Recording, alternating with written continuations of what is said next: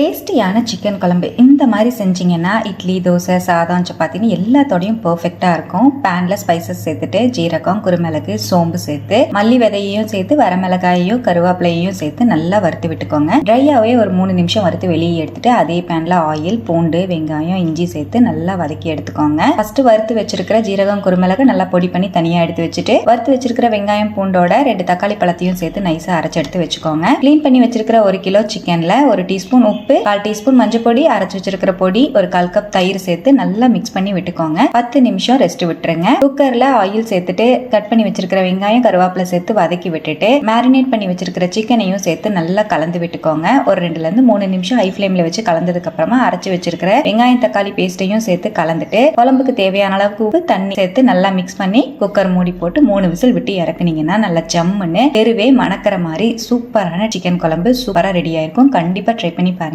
Taste சூப்பரா இருக்கும்.